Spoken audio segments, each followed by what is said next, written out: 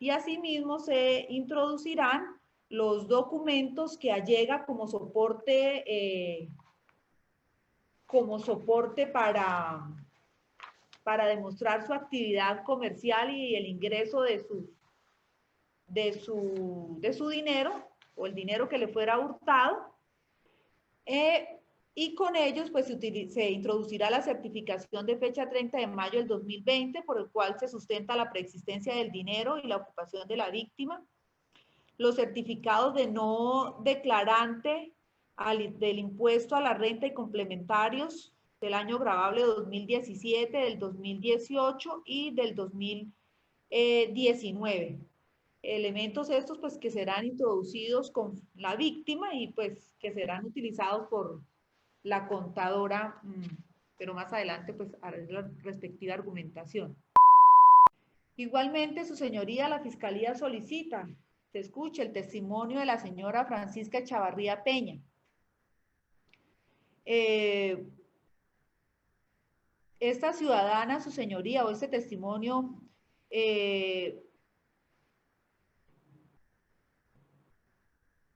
o esta ciudadana le informará a la señora juez que en su profesión es la de contador público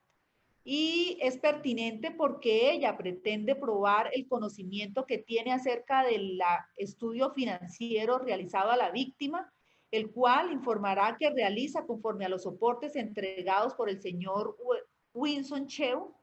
esto con la finalidad de probar la materialidad del objeto en concreto o del dinero que fuera hurtado presuntamente por el acusado,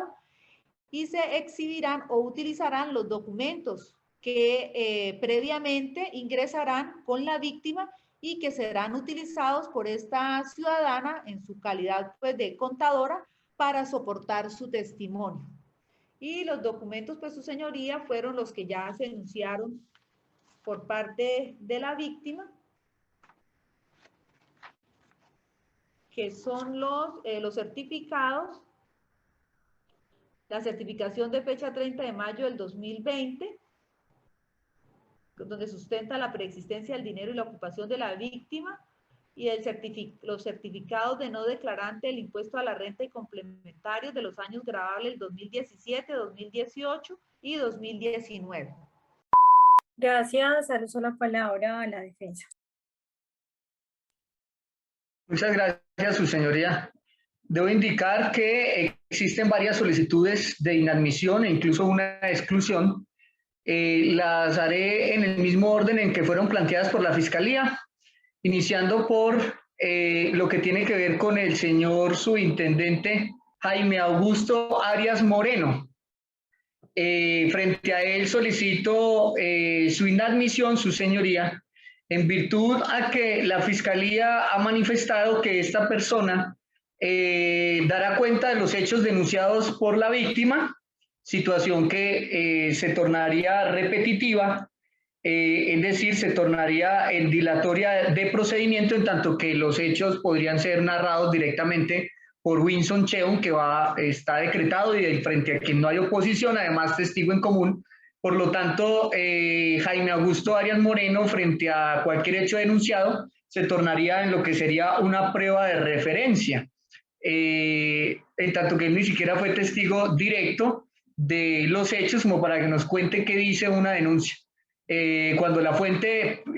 primaria de la información pues ya vendría directamente a exponer eso. En lo que tiene que ver con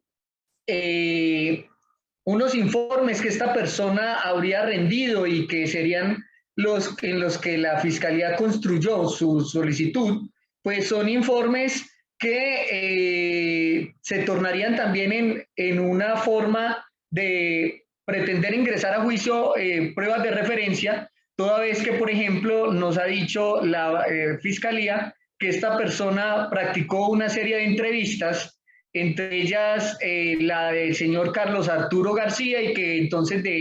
con esa entrevista pues la relacionó en un informe del 15 de mayo del 2020. Pero es que si a la Fiscalía le interesa saber qué conocimiento tiene Carlos Arturo García, pues es directamente Carlos Arturo García quien debe decírnoslo y no pretender que sea un tercero el que nos lo cuente, en tanto que no se ha expuesto por parte del ente acusador que estemos frente a alguno de los literales del artículo 438 para permitir esa admisión excepcional. Si bien se habla de la presentación de un informe, pues el informe trata de la entrevista, de nada sirve que lo llamemos informes y en última lo que nos va a contar el investigador es que dijo un tercero. Lo mismo ocurre cuando se refiere la Fiscalía a que Jaime Augusto Arias habría entrevistado a la presunta víctima y que la víctima le hizo entrega de un celular marca Xiaomi y que eso rindió un informe el 27 de mayo del 2020. Tampoco puede venir Jaime a decirnos qué le dijo la víctima, ya no solo en la denuncia, sino ahora en una entrevista, porque para eso viene directamente la víctima. Y frente a lo que tiene que ver con que le entregó el celular, pues es la misma víctima la que puede llegar a decir a quién le entregó el equipo de celular y cuáles fueron esas circunstancias de modo, tiempo y lugar en los que hizo presuntamente esa entrega de un presunto equipo de telefonía de su propiedad. En lo que tiene que ver con la extracción de información del celular, que esta persona rinde un informe, resulta que él no fue quien hizo la extracción del celular, sino que la propia Fiscalía ha referido que esa extracción la hizo Edwin Alexander Lowat, creo que es el apellido. Entonces, si la Fiscalía requiere que llegue esta información a juicio oral de qué fue lo que se extrajo de allí, pues precisamente viene un testigo de manera directa como perito de ese tema a dar esa exposición. Por lo tanto, Jaime Augusto vendría a seguir siendo prueba de referencia de contarnos cuál fue la actividad que hizo un perito, pero que él no es perito para ni aclararlo y se dedicará a contar lo que otro le cuenta. En el mismo sentido, ha dicho la Fiscalía que la importancia de esta persona es que nos va a decir que existía un vehículo policial con unas características y unas siglas que sería el presuntamente utilizado para la comisión de la presunta conducta y que ese vehículo estaba asignado al patrullero, pero en el mismo sentido aparece la Fiscalía solicitando la declaración de un testigo que es el encargado de automotores. Se trataría de Iván Enrique Vega Medina y que esta persona va a decir quién lo tenía asignado, cuándo se lo asignó y que incluso Iván Enrique Vega hasta introduciría un oficio terminado en 37611 del 14 de mayo del 2020 que da cuenta que el vehículo lo tenía el patrullero Moreno. Entonces vemos, su señoría, que Jaime Augusto Arias Moreno lo que hizo fue recolectar información que le dieron todos, pero nada le consta porque sus informes no son otra cosa que información de referencia. Él no practicó esas diligencias, sino la practicaron terceros. Por lo tanto, lo que va a hacer no solamente es dilatar el juicio oral, sino que se tornaría en una prueba repetitiva que además de eso generaría graves consecuencias para la defensa, es decir, se aplicarían también literal A y C del 376, en tanto que el perjuicio es que nada de lo que yo le pregunte me puede dar información. En gracia de discusión, ¿cómo hizo la extracción que está en su informe? No, no la hice yo, la hizo un tercero. ¿Cómo le consta que el vehículo está asignado? No, yo no lo certifico eso, para eso está el de automotores. Entonces, así lo haríamos con cada uno de los actos urgentes que realizó la persona, como la Fiscalía ha pedido que vengan a juicio los directamente suscriptores de esas actividades, pues se hace dilatorio escuchar a Jaime Augusto Arias Moreno. El testigo Francisca Echavarría Peña. Frente a esta persona, su señoría, la Fiscalía ha expresado su intención de probar con ella la materialidad del dinero en concreto, es decir, que entiendo la preexistencia del dinero presuntamente hurtado y se refiere a la certificación del 30 de mayo del 2020 y a unos certificados de no declarante, es decir, unos soportes que tendría esa certificación de Francisca Echavarría Peña. Y frente a ella, la petición que existe es de exclusión tanto del testimonio como de los documentos espurios utilizados para la certificación que se pretende aducir en juicio oral con esa ciudadana. Y para evidenciar que no se trata aquí pues, de hacer señalamientos irresponsables, pongo de presente, su señoría, que de decretarse este testimonio en juicio oral, se advierte desde ya que se configuraría en el juicio oral en la conducta de fraude procesal. Y ello se evidencia del traslado corrido por la Fiscalía, en donde, por ejemplo, se aprecian los soportes, es a lo que me voy a referir porque la Fiscalía lo está pidiendo para que se decreten, constancias de no declarante de la DIAN del año 2017 y 2018, pero que evidencian ser fraudulentos porque se les olvidó cambiar el año en la parte superior y le dejaron fecha 2015.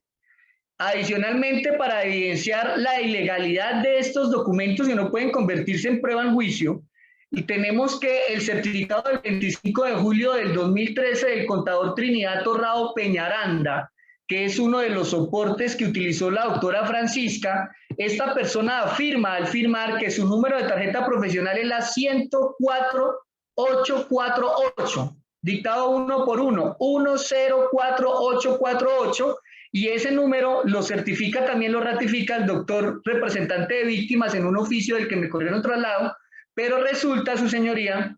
que la página de consulta pública de profesionales de la Junta Central de Contadores, cuyo certificado le remití el día de hoy a la Fiscalía, aparece que la tarjeta profesional 104848, que Torrado Peñaranda y que el representante de víctimas aducen como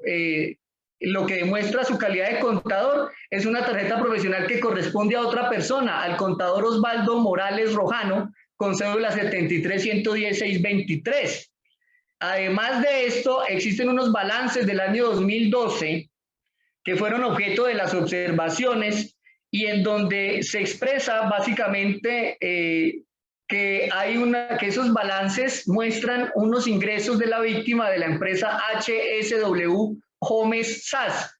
Y en esos documentos, pues al ser que se pretenden aducir en juicio por parte de la doctora Francisca como soporte, resulta que es un balance del 2012, pero la misma Fiscalía, al correr traslado de los documentos, muestra que en Cámara de Comercio que la empresa HSW Homes SAS fue constituida el 15 de abril del 2013 e inscrita el 9 de mayo del 2013. Sin embargo, curiosamente, la única empresa que en el 2012 está haciendo balances de ganancias de ingresos cuando ni siquiera existía, lo que permite corroborar esa teoría de documentos espurios que pretenden acreditarse en juicio oral por parte de una contadora, que además de esto, ni siquiera sabemos si realmente se llama Francisca Echeverría Peña, como fue solicitada o firma la constancia, porque resulta que en la tarjeta profesional de esta persona que fue objeto del traslado, aparece un nombre totalmente diferente, como lo es el de Ana Francisca Echeverría de Guerrero. Basta nomás uno intentar subirse a un vuelo con esa diferencia de nombres y no lo van a dejar abordar siquiera. Por tal situación, este ejemplo de analogía aeroportuaria se pone presente para mostrar que efectivamente existe una teoría de documentos espurios que hacen necesario aplicar aquella teoría del árbol del fruto del árbol envenenado, en tanto que la certificación y el testimonio de esta contadora tendrían origen en documentos que, por lo evidenciado, solamente incluso guiado hasta de las fechas y el número de tarjeta profesional, se tornarían como presuntamente fraudulentos. Esto sin decir un tema adicional, no pretendo contaminar el despacho, me estoy guiando solo como de lo más general, que mientras la doctora Francisca Echeverría Peña emite un certificado indicando, entre otras cosas, que la presunta víctima, el padre le falleció en el año 2016 y que por eso asumió las riendas pues como económicas de su familia, resulta que el soporte de ese certificado, que fue el objeto de observaciones al comienzo de esta audiencia y que se llamaba convención, aparece firmado por el muerto el 10 de julio del 2017. Confirmando entonces esa teoría de documentos espurios, en tanto que cómo es que una contadora certifica con su puño y letra, su firma, que la persona, el padre de la víctima falleció en el 2016, pero el soporte que le permite construir la certificación utiliza un documento firmado por la persona que estaría muerta y la firma es del 10 de julio del 2017. Aspectos que sin duda alguna todos contribuyen de una u otra manera a pedir la exclusión de ese testimonio en el juicio oral y de aquellos documentos que darían origen a esa certificación del 30 de mayo del 2020, su señoría. Esta resulta siendo la oposición que tiene la defensa en lo que tiene que ver con las solicitudes probatorias del ente acusador. Muchas gracias. El despacho de esta diligencia judicial va a suspenderla y va a reanudar el 14 de julio a las 3 de la tarde por dos situaciones. La suspensión consiste en, dada la solicitud de exclusión por parte del abogado de la defensa, la cual se quiere ser evidenciada por parte de esta juez, no revisará los elementos, así como le dijo al mismo abogado defensor, pues se tiene el conocimiento y se debe guardar por parte de juez la imparcialidad, como quiera que sus documentos en su momento procesal, una vez sean decretados, serán revisados con fines de incorporación. Solamente es allí donde el juez observa o conoce de los elementos materiales probatorios. Y también porque tiene otras diligencias judiciales con privados de la libertad. Ya se hizo suspensión de una dado que se anuló esta diligencia y la otra sí debe realizarla este despacho. Por esas dos razones es que suspende el despacho y reprograma para el 14 de julio a las 3 de la tarde. No existe reparo de la fecha y hora por parte de la Fiscalía, representante de víctima y defensa. Por fiscalía ninguna, su señoría. Ninguna, su señoría, por parte de la víctima. Sin Gracias ningún por parte inconveniente. Doctora, ¿me repite la hora? Qué pena. 3. 3 de la tarde, doctora, el 14 de julio.